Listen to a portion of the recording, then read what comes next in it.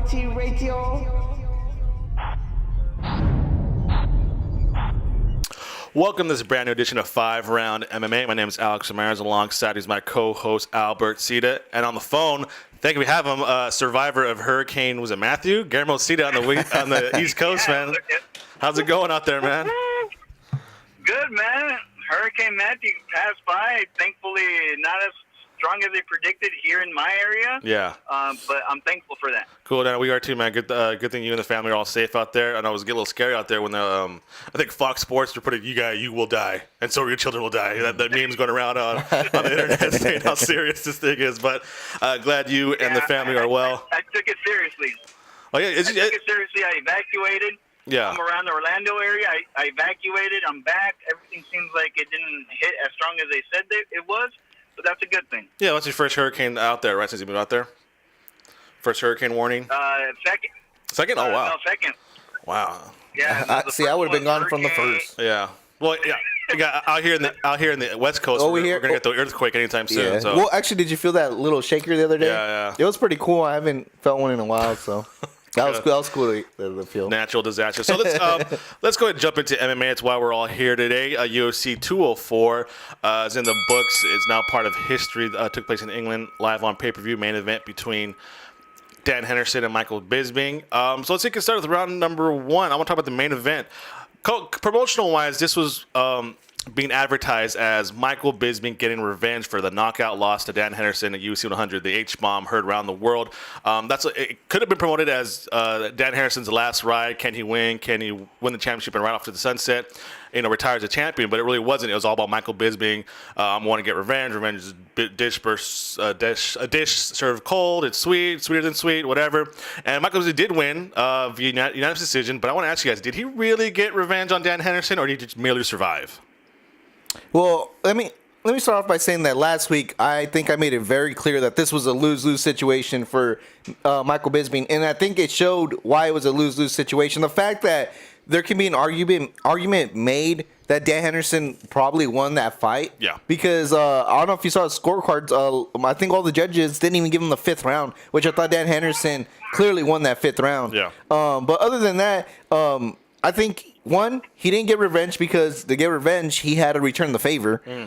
He just squeezed out a victory by staying composed and surviving. And get the home field advantage as well, right? Yeah. So just because you survive and you do enough to win a fight, how's that revenge in any way? And the fact that he had to go to that strategy to defeat Dan Henderson, who's was 46 and at one point considered his career already over until just recently. Come on now. Yeah. So obviously he did not get revenge. Guillermo Cita, did Bisping get revenge or just merely survive?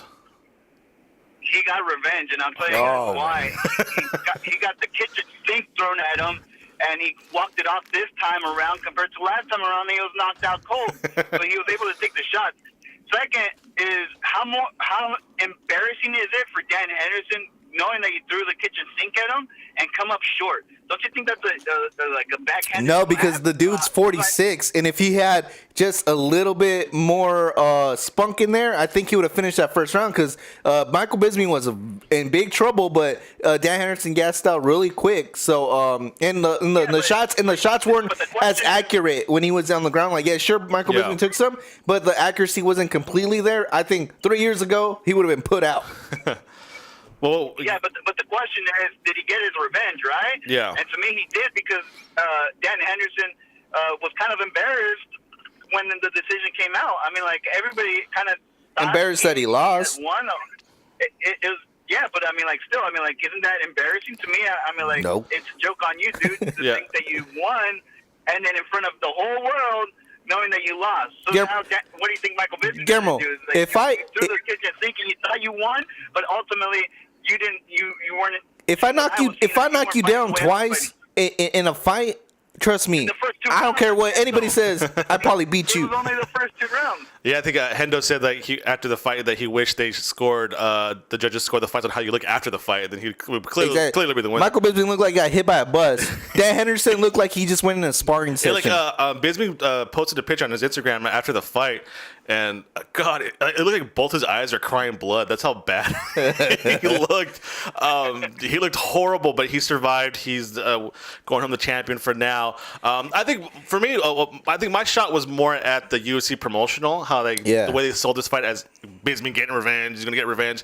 Kind of reminds me of the McGregor versus Diaz too. It's all about McGregor getting revenge, and then you can't. In both cases, both the guys who are favorable for UFC and they're promotional and they're both company guys. Talking about Bisping and McGregor, they both kind of came up short and got decision victories. Not really getting revenge, but hey, they won, but not the way they were both finished before. And but whoever said that the fights were going to be so easy that they would knock out the opponent to get revenge? I mean, that's what they're implying. I'm just saying promotional wise. You think in Kill Bill, if what's her name, the one that's getting revenge, did not kill all the people on that list? What are you talking about? Oh, you lost me. What? I'm talking about Kill Bill. Oh, Kill Bill. Oh, yeah, the bride? The bride. If the bride didn't kill all those people on her list, it wouldn't have been a revenge. Yeah. She had to do the 5-finger death strike on Bill to get revenge. We're talking about a sport compared to freaking. And good. So let's go back to the sport. Michael Bisping is the definition of the way I hate champions that don't finish. Somehow they're proud of their performance after getting knocked down twice and pretty much ragdolled a few times. You know what I'm saying? It's irritating to me. Like that was the whole point of like when John Bon Jones fought Alexander. When John Bon Jones fought Alexander Gustafsson, I think that was the most annoying part. John Jones made it seem like he just did like some incredible performance, bro. If you squeak out a win, you barely survive. How are you proud of that? If anything, they both should have been disappointed by the performance. Michael Bisping should wake up today and be like, you know what? Maybe I'm not that good. I need to go hit the gym. And I did not get my revenge. Okay, we'll wrap it up. We're over, but go. Last thoughts. My thing is, everybody talks about Michael Bisping. The person you need to blame is Luke Rockhold. Why did he take the fight so lightly against Michael Bisping? He wouldn't be champion right now. So instead of putting all the blame on he's not a legitimate champion or whatever, that's bullcrap.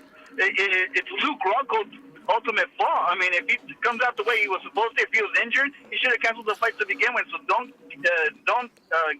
hit on Bisping. Credibility for Michael Bisping taking advantage of the opportunity he got. True.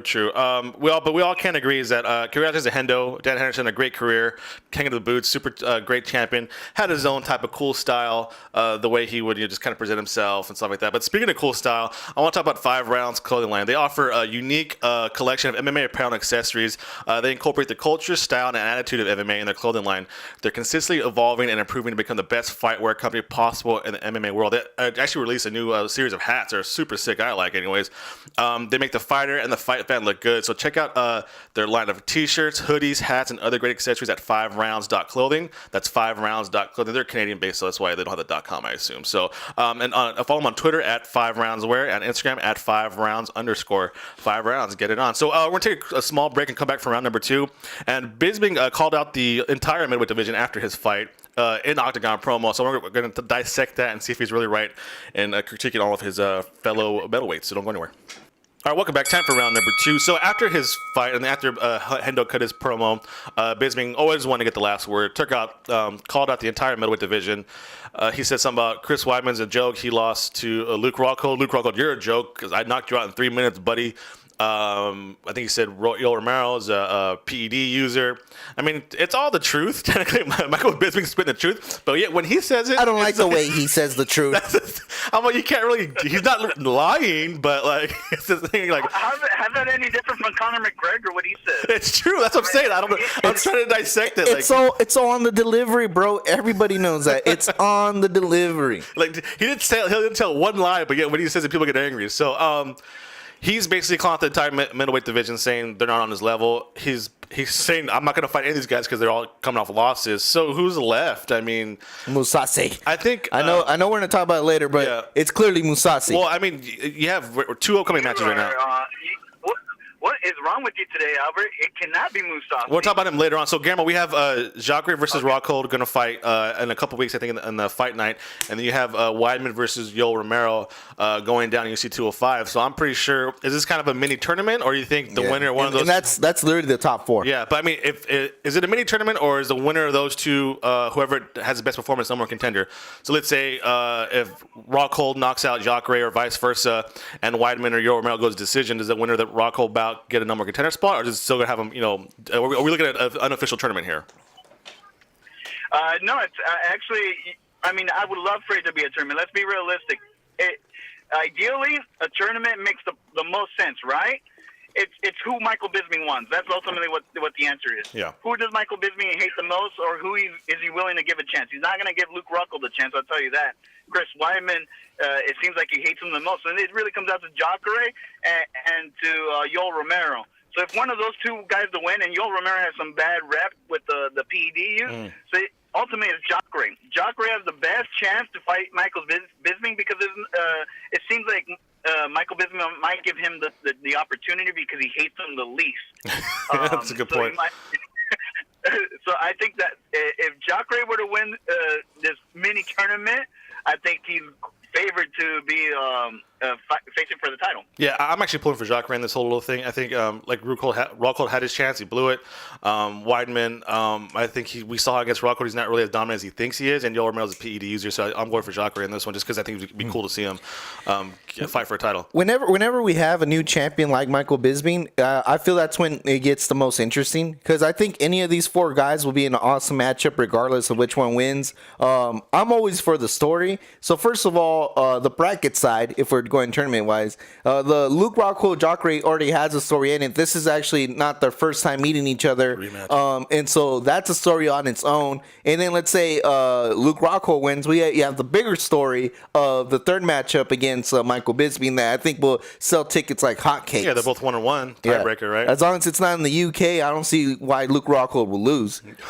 Yeah, so so I'm pulling for Luke Rockhold, yeah. and I do really think that it'll be whoever has the best performance.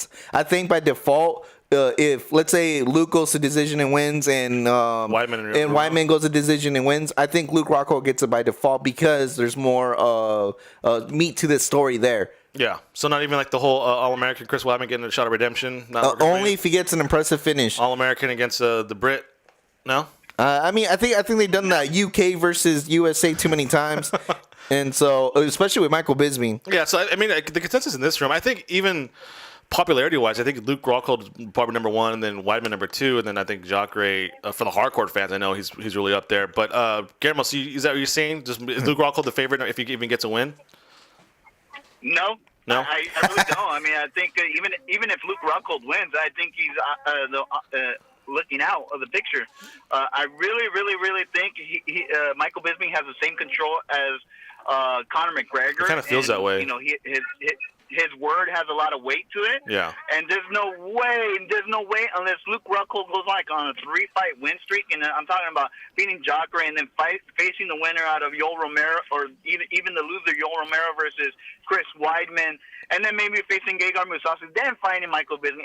I just see Michael Bisping being that arrogant to say, there's no way, you got to go through the whole freaking roster like I did to even get one opportunity. Yeah, I mean, he's going to have that. And that's fine with me, too, because I don't care which one it is. They'll probably be Michael Bisping. Yeah. And I like how the Dark Horse Yoel Romero we don't talk about, and yet watch him win the whole thing. Rockhold didn't beat him. Yeah, so you got to clean out the whole division to get a guy, get a title shot. Seems that way now with Michael Bisping. You want to face me?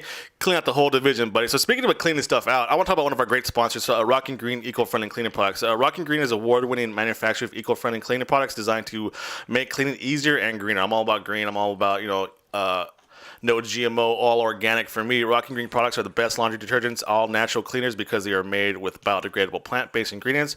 They're septic and gray water safe, and they're never tested on animals. So visit rockingreen.com for more information and to shop all their great line of products, and follow them on Twitter, Instagram, and Facebook. We're going to take a small break, and then we'll come back and talk about the sleeper in the middleweight division, who Halbert thinks is the number one sleeper in the middleweight division.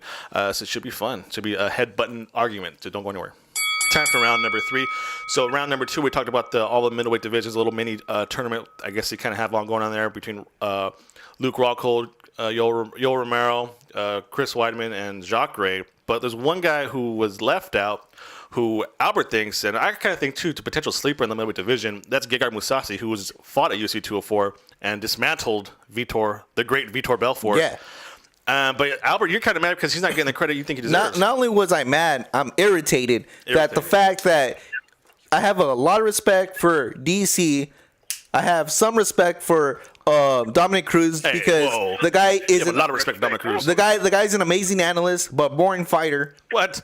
So I respect what he says a lot. And both these guys, were saying it somehow that Gregor Mousasi has to fight someone like that's a little bit below, pretty much climb the ladder to get to Michael Bisping, which irritated me so much because he just beat Vitor Belfort, who has beat the former champion Luke Rockhold, who has beat the big H-bomb Dan Henderson and the current champion Michael Bisping. But all of a sudden, he's chopped liver. Like, it doesn't matter about that win, that victory over Vitor. Vitor was the number 5 ranked guy at the time. How does he not get squeezed in there as far as title contending? Like, to me, it would be like, if Michael Bisping wants to fight sooner, right? It should clearly be Gregor Mousasi that whose name should come up in the conversation. Not only that, people forget Gregor Mousasi's incredible career. The guy has 40 fights won. He has 3. He's in a 3-fight winning streak right now. What more you want? Like, get a 10-fight winning streak? Because that's what's going to happen. So, Gregor Mousasi, is Gregor Mousasi getting the respect he deserves, or is he right now outside the top 5 of the current 4 we mentioned in the current previous round? He's outside the top 5, and let's be realistic. The guys he's facing, like Dan Henderson or freaking Lyoto Machida or Vitor Belfort, these are on the decline. Face someone on the rise. The thing is, you have a 4-horse race on top. You take on Michael Bisping. So you have Chris Weidman, you have who all lost against Vitor Belfort. Chris Weidman, Luke Rockhold, and you have Yoel Romero.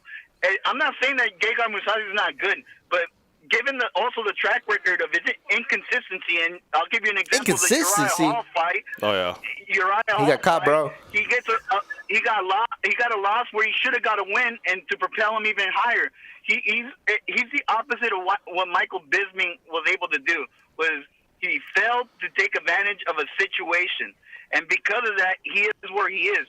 I'm not taking anything away against Gregor Mousasi because there's a lot of dangerous guys at middleweight that any given night, if you are, not on your A game, can easily beat you. That's a Gregor Mousasi, a Tim Kennedy, a Machida, a Belfort. All these guys are very dangerous. Don't get me wrong, but in order to be a legit contender in the middleweight division, it's been established that the 4 guys on top have pretty much cleared everybody else in the division. Those 4 guys is a mini tournament. Look, just to reinforce my argument. He does have a win over Dan Henderson, a TKO win over Dan Henderson, Gregor Mousasi, currently. Like, it wasn't even that long ago. And the second thing I want to say was Mousasi, if you pay attention to his heel promos that he's been doing, he already said it. He's a finisher now. The problem before was he would settle for whatever the decision. Like, he would only go for the kill if the kill was there. But now he's a whole different fighter. He said he sees the kill, he's on a kill. Yeah. And I saw that against Vitor Belfort. He was very aggressive. He was more aggressive than I've seen him in the last 3 fights. The guy has a KO the fight before. This is a new Mousasi. Yeah. Ever since the whole Machida thing, this new heel Mousasi is an aggressive Mousasi. It's a killer Mousasi. Well, looking at I want to see this killer Mousasi against one of those 4 guys. I do too. But I also want to see him against Michael Bisping. The thing that hurts Mousasi the most is that lost to Uriah Hall. To be honest with you, that's right. And I agree. But if you watch that fight, he was destroying Uriah Hall until he got caught.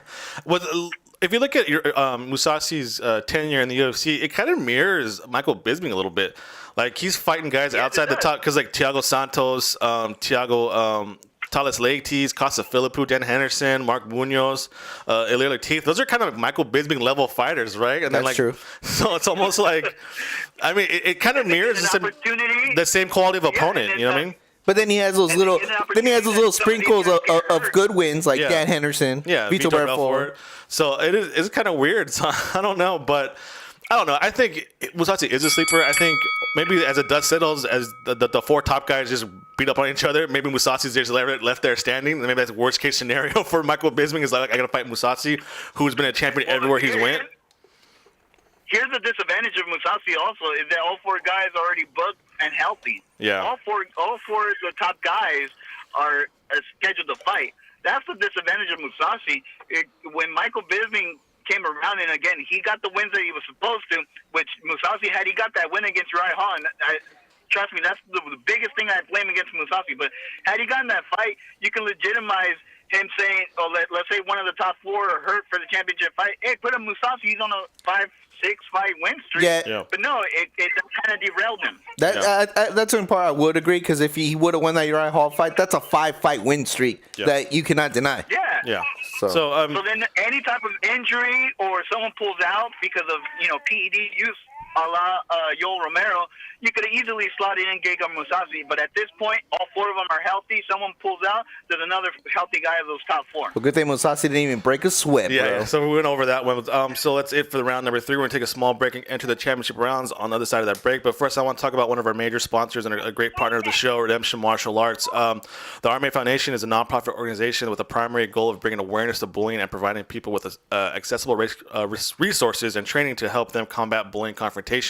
The RMA team consists of individuals from all walks of life who share a common passion for making a difference and serving it as anti-bullying activists. All of whom have been affected by bullying, or at one point were bullies themselves. So kind of reform bully here. If you're interested in being a member of Team RMA or want more information, please visit RedemptionMartialArts.com and find them on all social media platforms. Redemption Martial Arts, Rise Up Against Bullying. So we're going to take a small break, come back into the championship rounds, talk about this absurd rumors between that are going to happen in UFC with 206, GSP versus Anderson Silva. That's going to happen or not, so do not go anywhere. All right, time to enter the championship round. So I don't know where this rumor started from. I was kind of not out of the loop this week, but all of a sudden I saw a few social media posts saying that UFC 206, strong rumors that Anderson Silva is going to come back and face, of all people, George St. Pierre. I don't know how valid these rumors are. I don't know who started it. I don't know who's reporting it. But Albert, what do you got on this one? First of all, it started with a bunch of memes. For some reason, I get most of my breaking news from memes now. Who doesn't nowadays? And so I kept seeing was a picture of GSP versus Anderson Silva, and it all happened like around Friday night, and then it continued the whole weekend, and then a bunch of people. Even fighters, even have Patrick Cote bringing it up that UFC 206 is a rumored date that these two guys are supposedly going to meet. The only thing that irritates me is, like, this is the fight we wanted to see maybe 5-6 years ago. 6, 7, yeah. And we didn't get it. And that's when it, to me, was the most relevant. Same thing with the whole Mayweather-Pacquiao thing. Sure, we finally got the fight, but does it really matter that we got it so late when both guys at that point didn't really matter? Pacquiao had already gotten beat. Yeah. Guillermo, so your thoughts on this rumor? Do you think it's true? The likelihood of it's going to happen or not? Or do you even want to see this fight happen now? This is a joke, dude. I can't believe we're wasting our round on these two chumps. Hey, what the heck? Former champions. Current champion, actually, if you think about GSP. Yeah, but it sounds like every time we talk about these two guys, it's rumors. Get a freaking... Once I see the actual fight take place, then talk to me. I mean, I'm tired of talking about GSP coming back. I really don't care, honestly. GSP's irrelevant until he's back in the UFC. What? If we could have 3 rounds on Conor McGregor in one show, we could have at least 1 round of GSP. I'm saying we got to share the love here. I saw it. McGregor's actual an active fighter. True. When I saw these rumors, I wasn't really too excited. I was like, okay, well, that's a little bit too late. Like a little late to the party. It's kind of like the joke that keeps get brought up. I don't think there's a good possibility it might happen, because I think if GSP wants to come back, I think he was one. Well, I don't.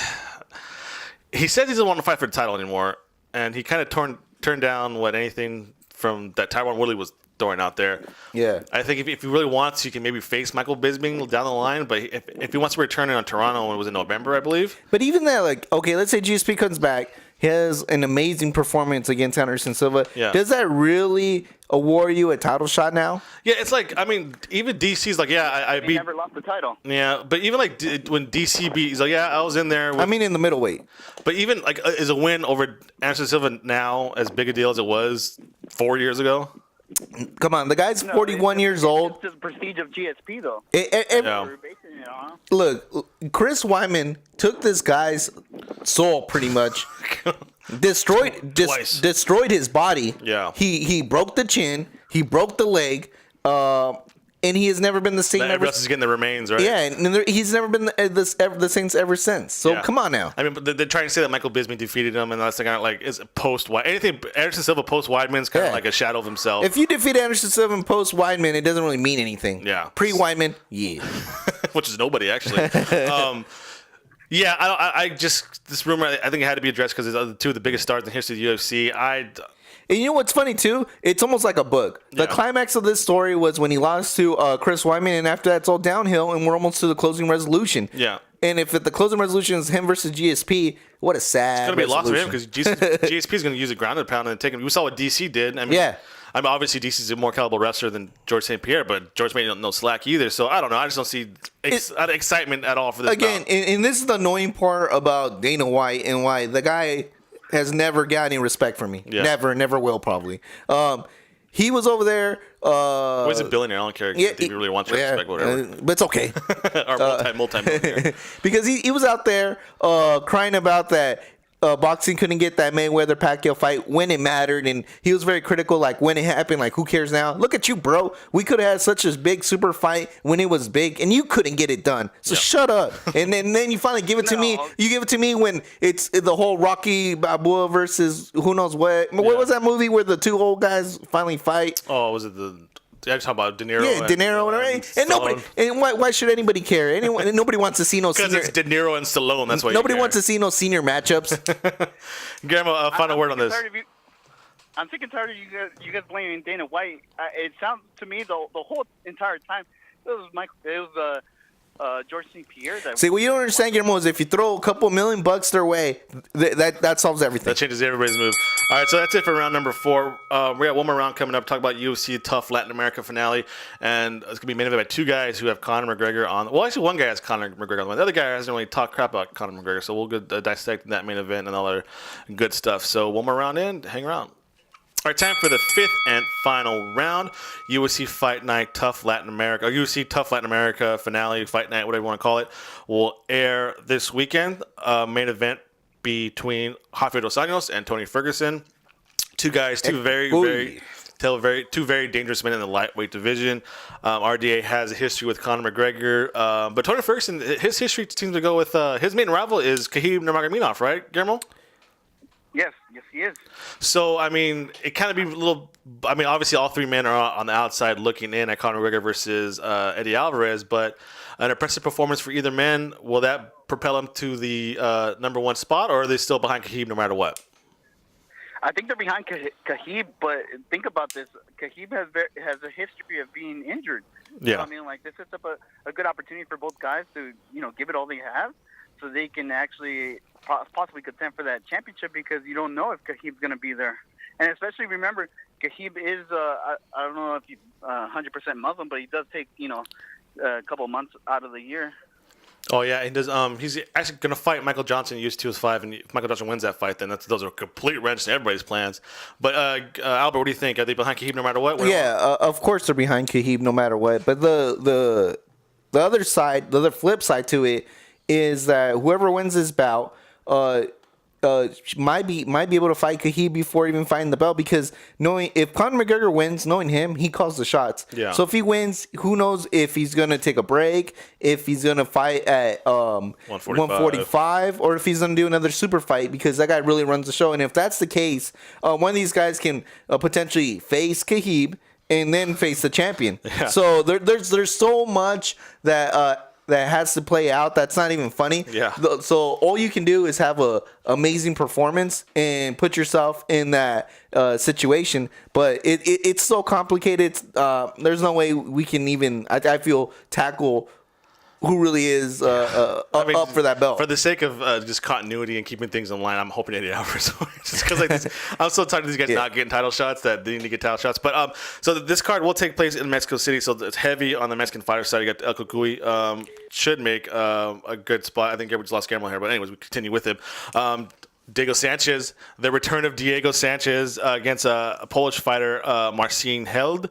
You got Eric Perez is on this card. And also, I want to talk about women's strawweight making her debut, Invicta standout Alexa Grasso. 8-0. She just defeated Jody Escobar back in July. So quick turnaround for her.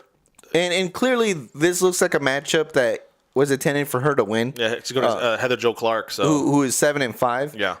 So hopefully she has a good performance, and it looks like they're trying to build up a good Mexican star in the women's division. Women's division. Which I think we need one. I mean, Julia Pena, she's Puerto Rican or Venezuelan. Sorry, forgive me, Julian Pena. I do not want to get on your bad side. She's a Venezuelan vixen. Yeah. So we do need a strong Mexican woman fighter, I think, because people forget how big the Mexican market is when it comes to combat sports. Yeah. So I can see why they would try to build this one up, and I'm actually pretty excited for that fight too. Obviously, El Cucuy, hopefully he keeps his repping it strong. Yeah, hopefully he keeps his win streak alive, and obviously Diego Sanchez. Please, guys, come on.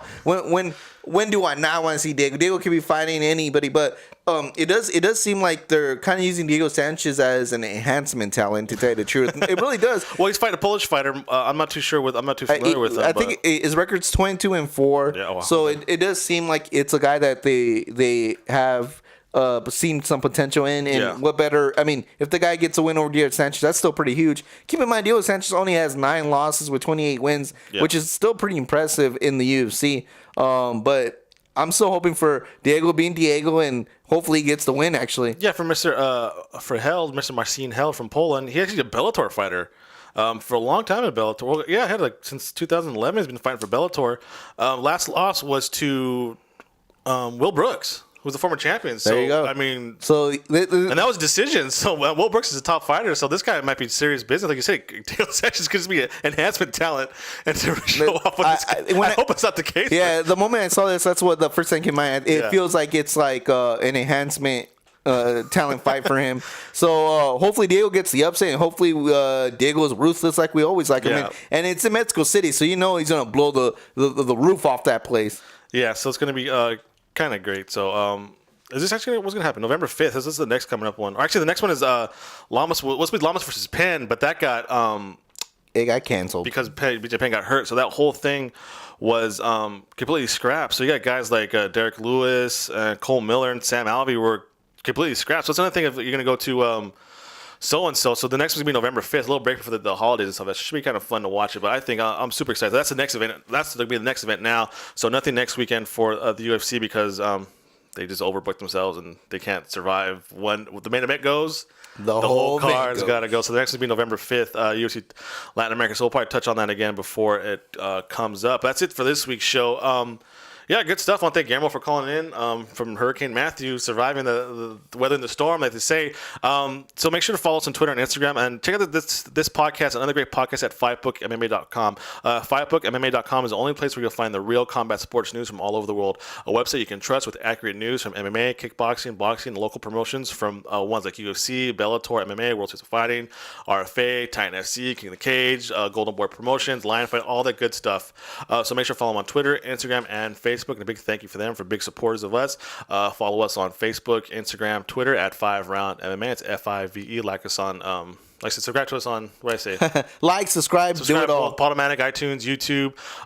Check out FiveRoundMMA.com. A big thank you to everybody for listening. Albert, what do you got? I just want to say, after seeing a couple of the preseason games of the Lakers, I am very happy with the squad they have. They're young assassins. I'm a big fan of Yee. I'm a big fan of Zubac. Yep. 24 wins this year. Yeah, so 24. So I'm very optimistic with the season to come up. I'm pretty excited, and damn Kershaw, man. They got the win. They got the win, but come on, the playoffs are just his Achilles heel. Well, but thanks everybody for listening. See you later.